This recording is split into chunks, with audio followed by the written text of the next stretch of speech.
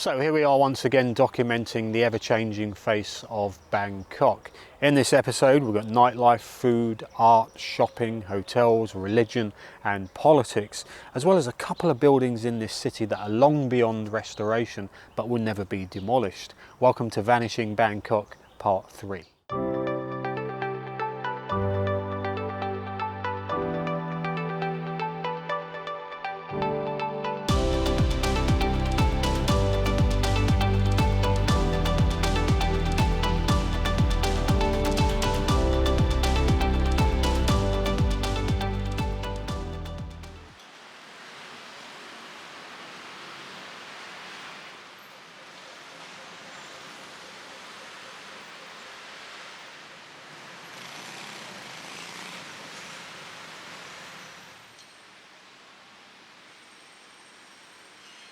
I'm in Surawong Road, just round the corner from Pat Pong area, and this was a bar area that closed on April the 1st, 2019, and regulars here must have thought this was some kind of sick joke.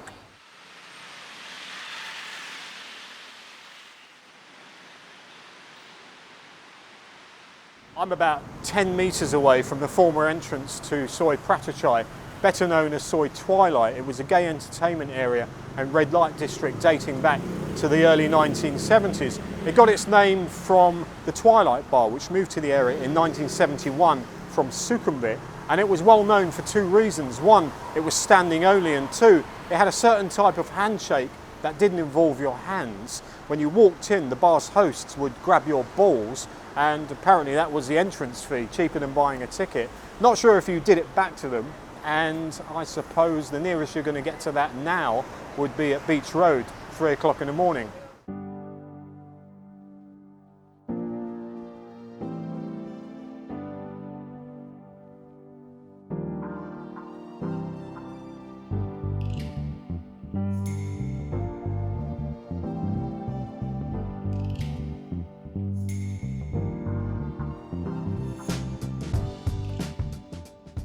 I do remember years ago having a few great nights out here in Sukhimvit Soi 4. I know that's going to raise a few eyebrows among you, but a lot of people used to come here. This was Noriega's, and they had great bands, great music. It was a really nice atmosphere, a really small place as well. And I DJ'd here in 2007 when my friend's band called the Fake Degrees did a show here. And I remember the DJ booth had the owner's record collection in it, loads and loads of vinyl. And I'm sure I'm not the only one who's had some great memories coming to Noriega's.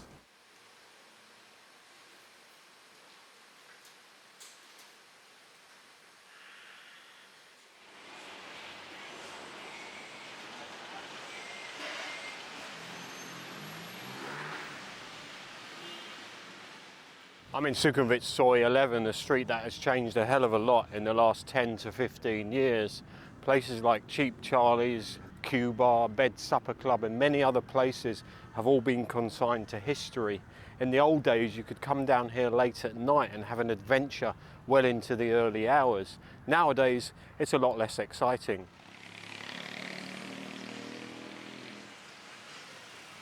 Well, just like the Honey Hotel that I featured in the last video, this next old hotel had a lot of comments about it and suggestions that I put it in a video somewhere, and here we are. It's the Federal Hotel, of course, which used to be across the road there behind me, and it closed in 2013. And much like many of the Vietnam War era hotels, it was opened in 1965. It had some pretty bad reviews in its final years. Thanks to Jeff Botting, by the way, for some of these photos.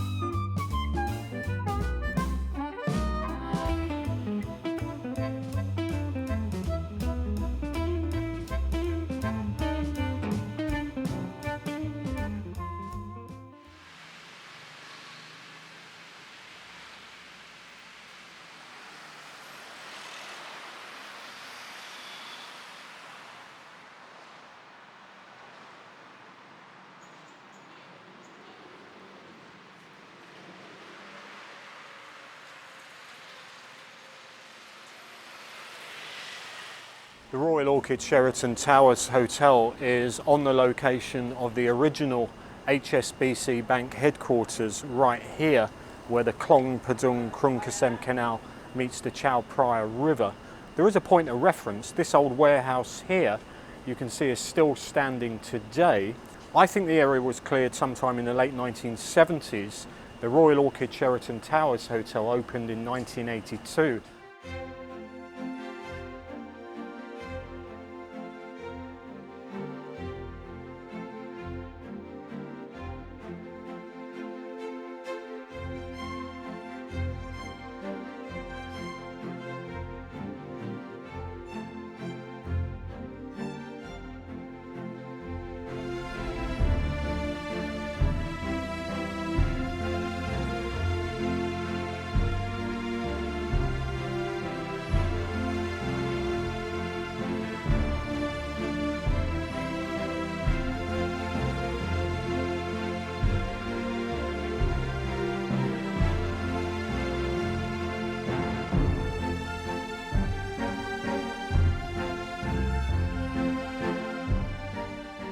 I thought as we're in the area, we'll take a look at Warehouse 30.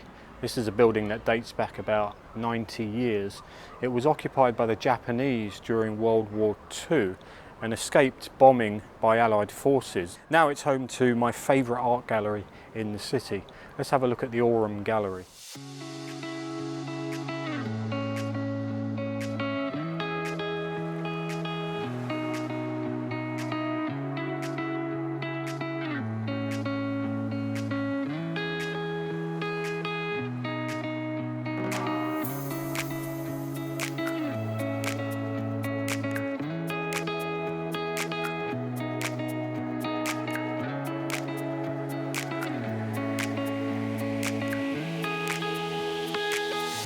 I'm at the Aurum Gallery, my favourite art space in the whole city. This is Billy, great to meet you at last, mate. How you doing? Mate. Yeah, good, thanks. Good. I've got a history-related question. This warehouse got occupied by the Japanese in World War II. Can you tell us a bit more? It's correct. This used to be an ammunitions warehouse for the Japanese throughout the Second World War, and since then it's been derelict. And about 5 years ago, they kind of renovated it and turned it into this creative art space. So could you explain a little bit about the foundation of the type of art that you display here? The kind of the seed of the whole gallery is street art, graffiti. So that's kind of where it all comes from. So although they're all on canvases now, they all started off as street artists or from the street in some way or other. So that is definitely the foundations of the gallery is street art. What's the story behind the subway train? The train, well, this is done by Goldie and a young up-and-coming Thai artist called Jex.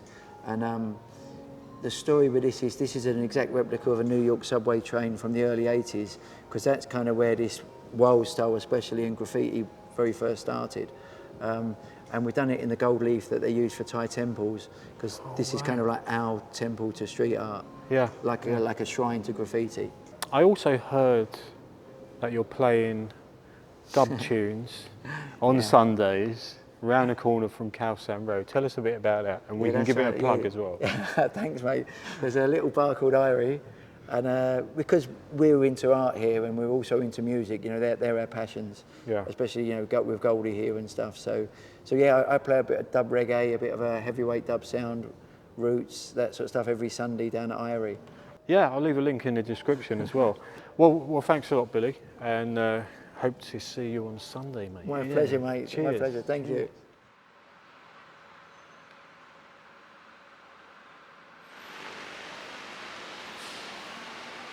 Our next disappearing location is just up the road off Saturn Soi 1 in a street called Soi Nantar Mozart. And when you see the Austrian embassy just down the road, it might give you a clue as to why it's named this way. It was renamed in 2012 to celebrate 100 years of the Austrian embassy, and of course to commemorate the great composer.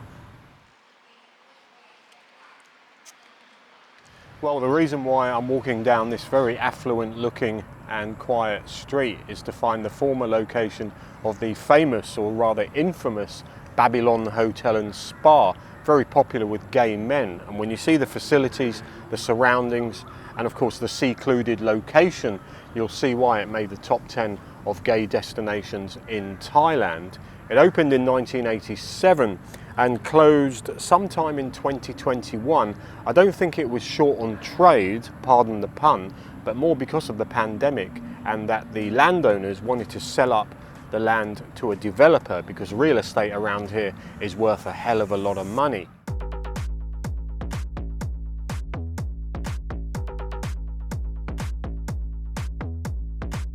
I took a look through some of the reviews online. Most of them were quite positive, and I've seen some of the photos and video of Babylon, and I must say it looks like they had some pretty wild parties around here.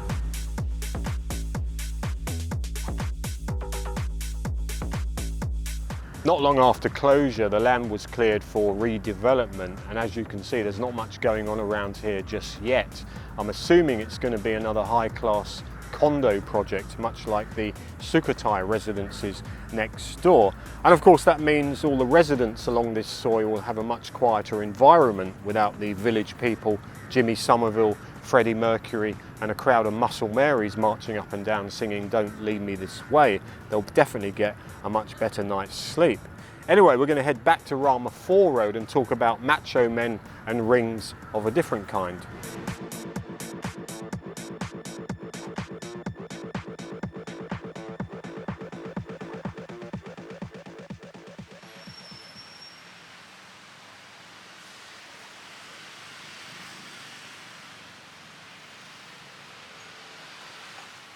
If you saw my recent Lumpini video, you'll know that I already came to this location to talk about the old Lumpini Boxing Stadium already. It was just across the road behind me there. And then I thought, why don't I just put the same segment that I shot for that video straight into this video? Then I thought, no, that'd be like cheating, wouldn't it? What kind of YouTuber would I be to put the same place and say exactly the same thing about it into two separate videos? So here I am again.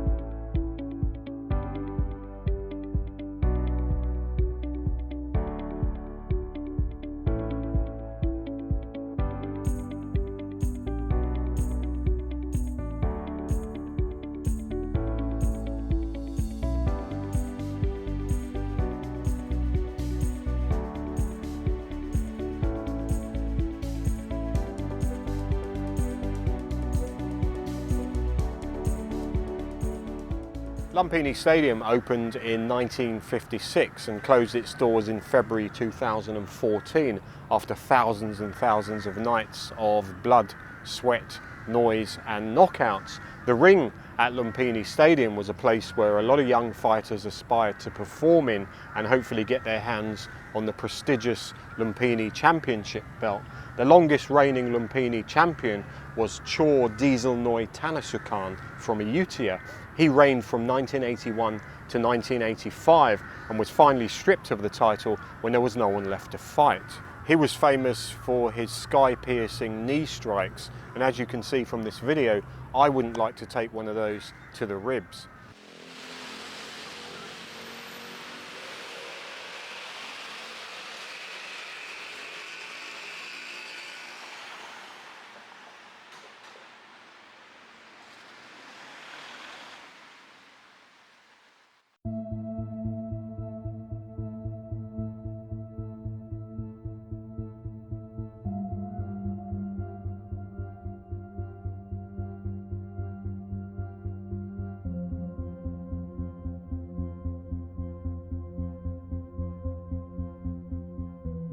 So this grand old building, long beyond repair, locals say it dates back to around the late 19th century. That's the Rama 5 era. Not sure when its demise started, probably about 60 years. May have even been destroyed by fire, you never know. And from the other bits of information I've got locally, it's Crown property, which means only under special circumstances will it ever be demolished. It was also home of the Customs and Excise Department at some point, and also a police boarding house. Now it just sits here, crumbling, being slowly reclaimed by nature. And I better not stand under here for too long because the roof looks like it's going to collapse at any moment.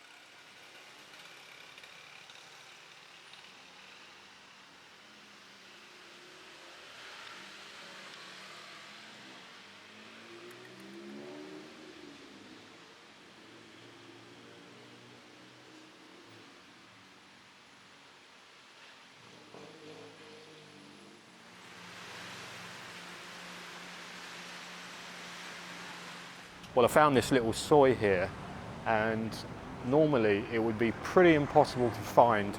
These buildings are well over 100 years old. Half the houses are occupied along here. They're in really good condition.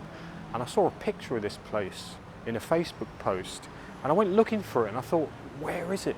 Then I went back to the post, saw a comment, and it says you've got to walk through a Toyota garage and be polite, because otherwise they might not let you through. And that is exactly what you've got to do. So it's not obvious that this soi is actually here unless you really look closely. Another place that seems to be frozen in time here in Surawong.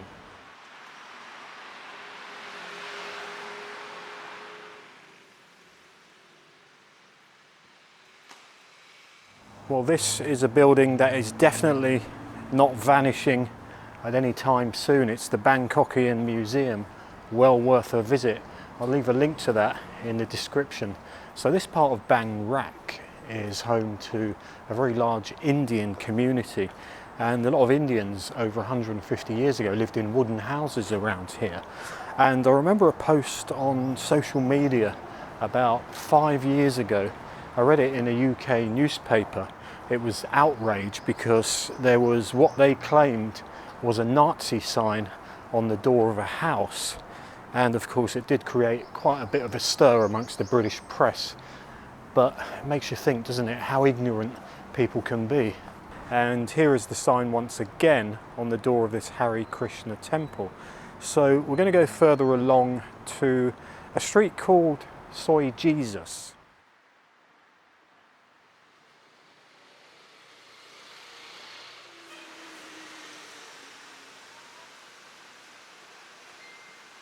I've been waiting since Christmas to talk about this soi. It's called Soi Jesus, and I was last here on Christmas Day doing a walking tour, having lunch at a Hindu vegan restaurant just behind me, and it's called Umar. And I've also been trying to get an opportunity to talk about it in a video as well, because it was utterly delicious. So if you're into Indian food, vegan, vegetarian, it's well worth getting yourself down here. I'll leave a link in the description.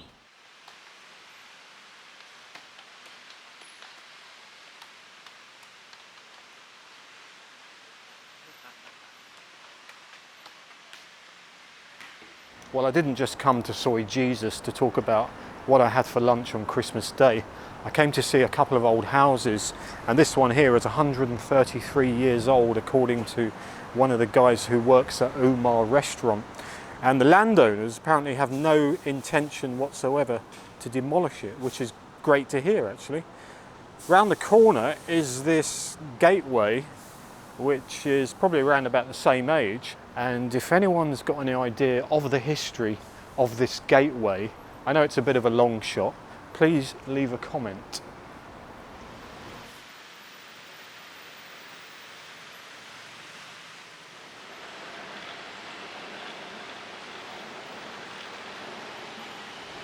"20 odd years ago, the SkyTrain only went as far as On Nut, and that was considered pretty far out, a suburb. In those days, Prakanong didn't have much going for it, so the ideal compromise was Ekamai, which was far enough away, but also close enough to easily get into the centre of the city. Now, when I used to get a taxi back to Ekamai late at night, there were 3 prominent landmarks on my right that you couldn't miss.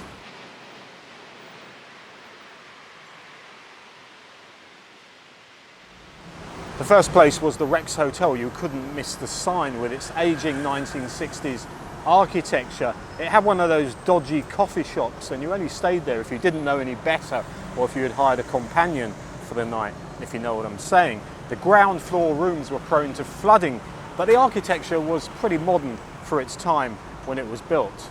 In 2020, a condo named Beatnik was built on the location of the old Rex Hotel, and the architecture here on the lower floors is definitely a nod to the old 1960s style that was quite modern at the time.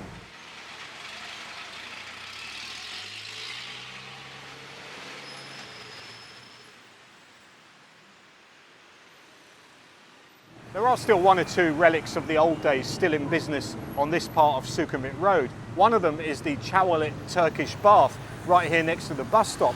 And in this old photo, you can see the same location, the same bus stop. It's just like being frozen in time.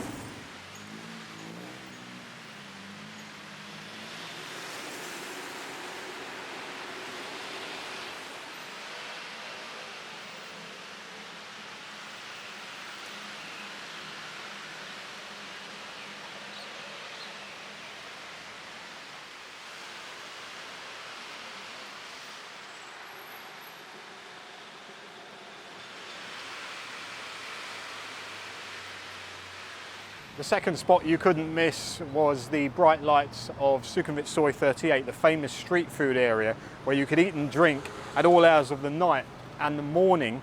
Looking around here now, it's a real shame it's come to this, but isn't this progress? Actually, there is one thing left over from those days, and that is the lady selling smoothies across the road here.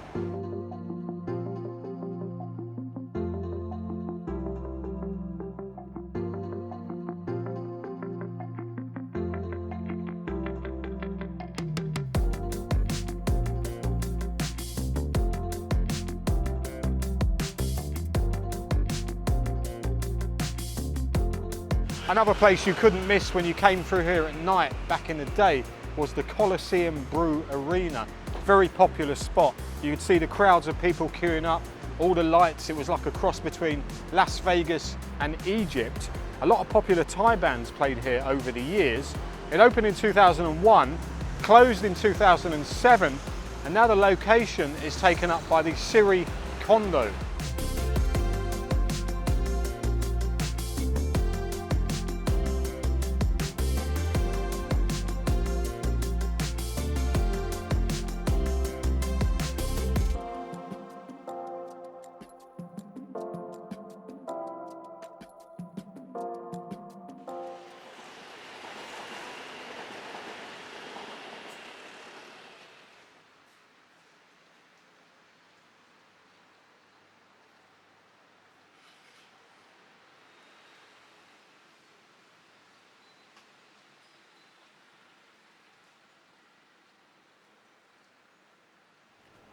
So I took a walk down the back Soi to see if I could find any trace of the old Colosseum, but none whatsoever.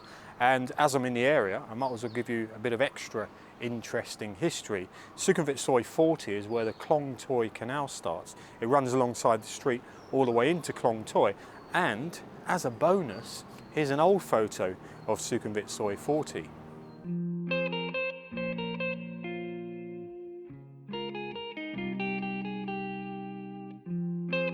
Well, that just about wraps up part 3 of Vanishing Bangkok. I hope you've enjoyed it. I hope you found it interesting, educational, exciting even.